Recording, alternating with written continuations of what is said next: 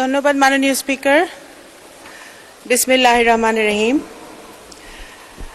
আমি এই বাজেট অধিবেশনের বক্তব্য দেওয়ার প্রথমেই মহান আল্লাহ তাআলার কাছে শুকরিয়া আদায় করছি যে এত বছরের 17 বছরের জুলুম নির্যাতনের পরে আল্লাহ তাআলা আমাদেরকে সুযোগ দিয়েছে, তৌফিক দিয়েছে আমাদের সকলকে সরকারি দল বিরোধী দল এখানে আসার। আমাদের প্রথমে আমি স্মরণ করছি বীর মুক্তিযোদ্ধা, স্বাধীনতার ঘোষক শহীদ রাষ্ট্রপতি জিয়া রহমান এবং আমাদের গণতন্ত্রের মাতা বেগম খালেদা জিয়া, যারা দুজনেই বাংলাদেশের জন্য নিজেদের জীবনকে উৎসর্গ করেছিলেন। এই বাজেটের জন্য আমি প্রথমেই মাননীয় প্রধানমন্ত্রী জনাব তারেক রহমান এবং আমাদের সুযোগ্য অর্থমন্ত্রী জনাব আমির খুসরো মাহমুদ চৌধুরীকে ধন্যবাদ জানাতে চাই। এই বাজেটটি দেখে আমার কাছে মনে হয়েছে যে গত 17 বছর যখন গুম, খুন, জুলুম, নির্যাতন, দুর্নীতি, টাকা পাচার চলছিল, তখন সুদূরে বসেও মাননীয় প্রধানমন্ত্রী শুধু দলই গোছাননি, সংগঠনই গোছাননি, উনি দেশের জন্য কাজ করে চলেছেন। এবং অর্থমন্ত্রীও নির্যাতনের মধ্যে থেকেও, কারাগারে থেকেও কিন্তু উনি দেশের জন্য কাজ করেছেন। এই বাজেটটি সেটারই প্রমাণ। আমাদের বিরোধী বন্ধুরা অনেকভাবে বাজেটকে সমালোচনা করার চেষ্টা করেছেন, অনেক পড়াশোনা করে এসেছেন, কিন্তু ইফ বাট কিন্তু যদি অনেক কিছু দিয়েও ওনারা গতানুগতিক সমালোচনা ছাড়া নতুন কোনো সমালোচনা আরও দিতে পারেন নাই। মাননীয় স্পিকার, এই বাজেটকে বিভিন্নভাবে বিশেষায়িত করা হয়েছে। বিরোধী দল থেকে বলা হয়েছে চ্যালেঞ্জিং বাজেট, দিবা স্বপ্ন। এটি একটি দিবা স্বপ্ন নয়, এটি একটি বাস্তব রিয়েলিস্টিক বাজেট, যে বাজেট বিএনপি সরকারের দ্বারাই বাস্তবায়িত হওয়া সম্ভব। এবং চ্যালেঞ্জিং শব্দটা বারবার ব্যবহার করা হয়েছে। অবশ্যই চ্যালেঞ্জিং শব্দের সাথে বাংলাদেশ জাতীয়তাবাদী দলের ইতিহাস, শহীদ রাষ্ট্রপতি জিয়াউর রহমানের ইতিহাস ওতপ্রোতভাবে জড়িত। মুক্তিযুদ্ধের সময় বাংলাদেশ যখন একটি চ্যালেঞ্জের মুখে ছিল, তখন এই চ্যালেঞ্জের মুখ থেকে বাংলাদেশের মানুষকে দিশা দেখিয়েছিলেন স্বাধীনতার ঘোষণা দিয়ে শহীদ রাষ্ট্রপতি জিয়াউর রহমান। পরবর্তীকালে তলাবিহীন ঝুড়ি থেকে বাংলাদেশকে একটি স্বনির্ভর বাংলাদেশে পরিণত করার জন্য, উন্নত বাংলাদেশে পরিণত করার জন্য সেই চ্যালেঞ্জটা উনি হাতে নিয়েছিলেন শহীদ রাষ্ট্রপতি জিয়াউর রহমান। এবং স্বৈরাচারীদের হাত থেকে বাংলাদেশকে আবার গণতন্ত্রের পথে নিয়ে আসার জন্য এই অবিরাম চ্যালেঞ্জটি হাতে নিয়েছিলেন দেশনেত্রী বেগম খালেদা জিয়া। এবং বর্তমানে একটি ভঙ্গুর অর্থনীতির সময় যখন সবগুলো সিস্টেম ভেঙে গেছিল, স্বৈরাচারীরা সবকিছু সিস্টেম ভেঙে দিয়েছিল, অর্থনীতিকে ধস নামিয়েছে, সেই ভঙ্গুর অর্থনীতিতে বাংলাদেশের ইতিহাসের সবচেয়ে কঠিন সময় মাননীয় প্রধানমন্ত্রী জনাব তারেক রহমান বাংলাদেশের দায়িত্ব নিয়ে সবচেয়ে বড় চ্যালেঞ্জ নিয়েছেন। সুতরাং এই বাজেট চ্যালেঞ্জিং অবশ্যই, এবং এই বড় বাজেট বিএনপি দ্বারাই বাস্তবায়িত হবে ইনশাআল্লাহ। মাননীয় স্পিকার, একটি বাজেট শুধু একটি হিসাব নিকাশ নয়, একটি পলিটিক্যাল কমিটমেন্ট, একটি রাজনৈতিক দলিল। আমি মনে করি এই বাজেটটি একটি মানবিক, ইনোভেটিভ, ইনক্লুসিভ বাজেট হয়েছে, প্রগ্রেসিভ বাজেট হয়েছে, নারী বান্ধব বাজেট হয়েছে। যে বাজেট নারীদের কথা বলে, নারীর ক্ষমতায়নের কথা বলে, সেই বাজেট কখনোই ফেল করতে পারে না। মাননীয় স্পিকার, এই বাজেটে বলা হয়েছে প্রথমে বিনিয়োগ কেন্দ্রিক প্রবৃদ্ধি, সারা দেশে শক্তিশালী রাজস্ব প্রণোদনা করে ওয়ান স্টপ সার্ভিসের কথা বলা হয়েছে, ব্যাংকিং সংস্কারের কথা বলা হয়েছে, খেলাপি ঋণের অভিশাপ থেকে ব্যাংকিং সেক্টরকে মুক্ত করার কথা বলা হয়েছে। সবচেয়ে বেশি বলা হয়েছে যুব ক্ষমতায়ন, ডেমোগ্রাফিক ডিভিডেন্ডকে ডেমোগ্রাফিক শক্তিতে রূপান্তরিত করে যুব শক্তিকে নতুন দেশে বিনির্মাণে কাজে লাগানোর কথা বলা হয়েছে। বিশেষত নারী উদ্যোক্তাদের প্রতিভা আর দক্ষতাকে রাষ্ট্রের কাঠামোগত শক্তির সাথে সংযোগ স্থাপন করে দেবার এক অপূর্ব প্রকাশ কিন্তু এই বাজেটে রয়েছে। মাননীয় স্পিকার,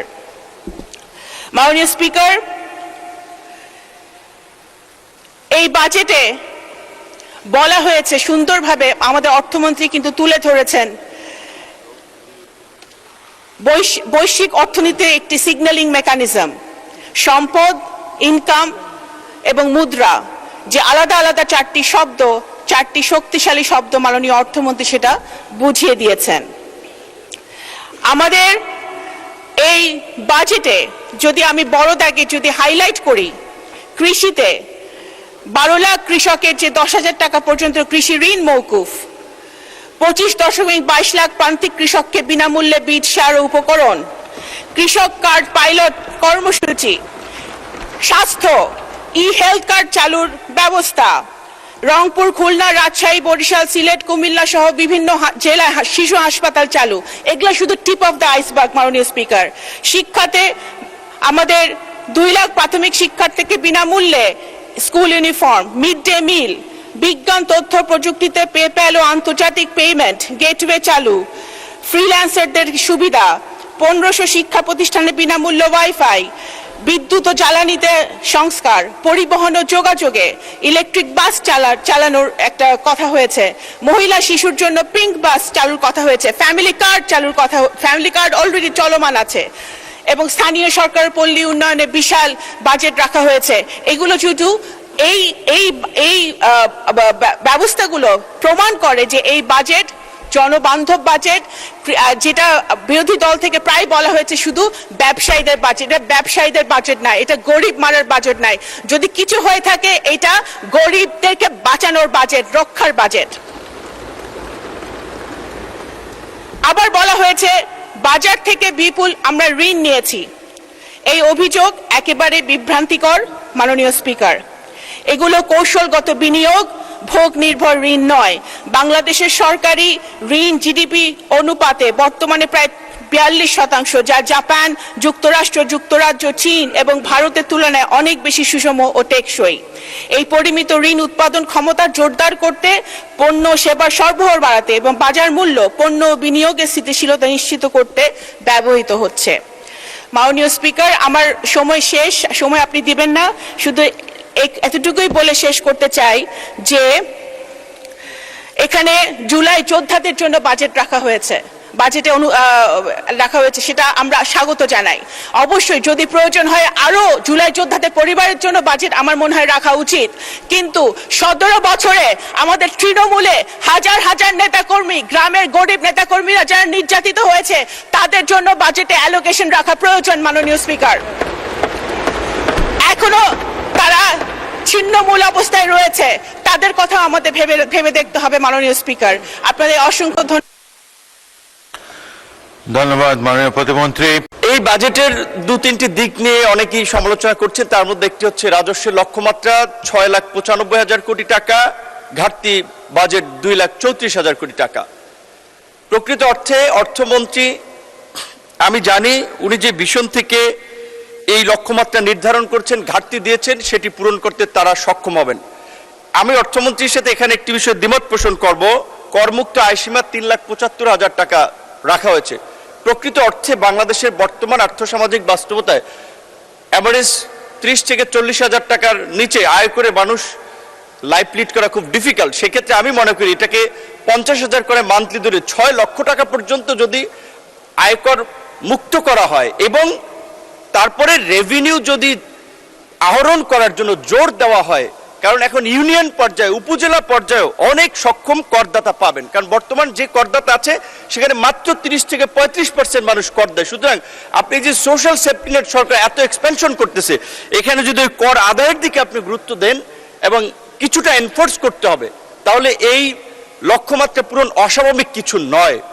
যেহেতু সময় খুব সংক্ষিপ্ত, বিস্তারিত কিছু বলা যাবে না, আমি আমার মন্ত্রণালয়ের একটি বিষয় তাজদি এলাকার সম্পর্কে 2-1 মিনিট বলে শেষ করতে চাই। অনেক একটা বাস্তবসম্মত বাজেট, যেটি নিয়ে আমি পড়াশোনা করে খুব নেতিবাচক সমালোচনা করার মতো খুব বেশি কিছু পাই নাই।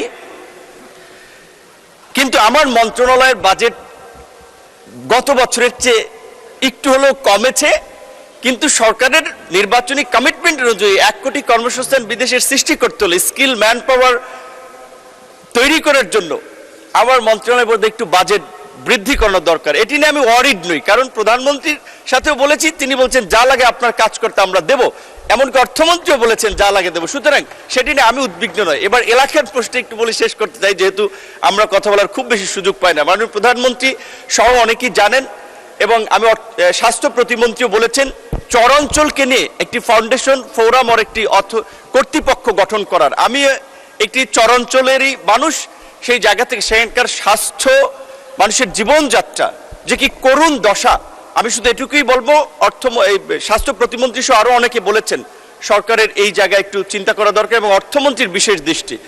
আমি আমার অন্যান্য মন্ত্রিসভার সদস্য, মাননীয় মন্ত্রী, প্রতিমন্ত্রী সহ সকলকে অনুরোধ করবো, যেহেতু আমরা ফ্রিকোয়েন্ট কথা বলার সুযোগ পাই না, আমাদের এলাকার উন্নয়নের কোনো ডিউ লেটার কিংবা চাহিদাপত্র গেলে একটু মানবিক দৃষ্টিকোণ থেকে বিবেচনা করবেন এবং দ্রুত সময়ের মধ্যে যেন সেখানে কাজ হয়, তাহলে আমরা মানুষের কাছে সম্মানিত হব। যেহেতু সময় নাই, ধন্যবাদ সবাইকে। ধন্যবাদ।